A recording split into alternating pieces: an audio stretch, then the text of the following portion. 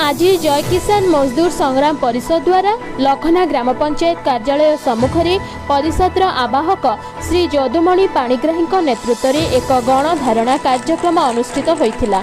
यह कार्यक्रम निर्धारित संख्या और मास्क सहित सामाजिक दूरता रक्षा करी ठिकपाली, गंडामेर, लखना, मुंडापला इत्यादि पंचायतर प्रमुख नेतृस्थानीय व्यक्तिविशेष योगदान करथिले।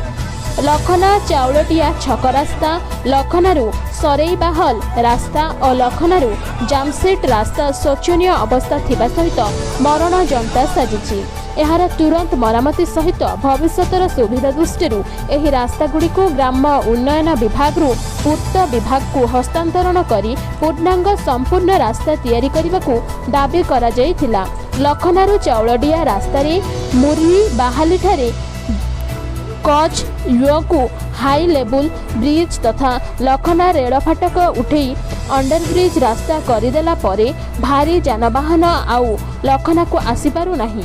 एथिपाई भारी जानवाहन आसीबा पाई विकल्प रास्ता इत्यादि 5 दफा दाबी मुख्यमंत्री उद्देश्य जिलापाल प्रतिनिधि रूपे ग्राम उन्नयन विभाग कार्यनिर्वाही जंत्री श्री एस.आर. राव को प्रदान करा जायथिला। ग्राम उन्नयन विभाग कार्यनिर्वाही जंत्री आंदोलनकारी सहित आलोचना करी दाबीगुड़िक पूरणर निर्भर प्रतिश्रुति देला परे आंदोलन प्रत्याहृत होइथिला।